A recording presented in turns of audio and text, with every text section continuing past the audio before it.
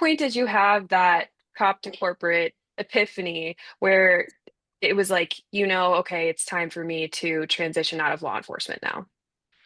I think it started with all the civil unrest in 2020, right? Like that was a huge thing for a lot of law enforcement folks that were like it was a very tiring time. There was a lot being asked of us. We were working very long days. We were working very long nights, and I will never forget working 7 days in a row, almost like 15-hour days. It was just absolutely brutal, and I was like, this is just something that like I need to take a step back from because like if this happens again am I going to mentally and physically be able to actually do this? And so it's like, what is going to be most beneficial for me?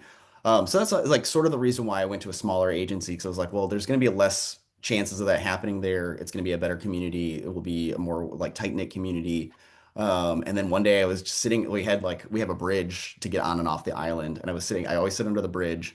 And there's a four-way stop there. And I was like watching traffic.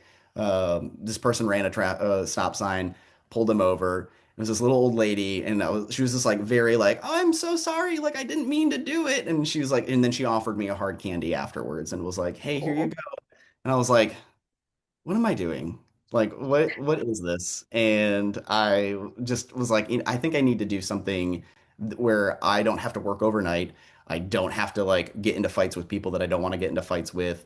That I'm not pulling over little old ladies because like what's the impact that I'm having there? And it just didn't feel like it sat well with me anymore. And then also just like the pay, right? Like you're doing a lot of extra work and for a lot like a very minimal amount of pay, especially in North Carolina. Like we're not known for like the heaviest salaries in the entire world. So I think there is a accumulation of a lot of things, but that moment of like getting an old lady offering me a piece of hard candy was like the nail in the coffin for me.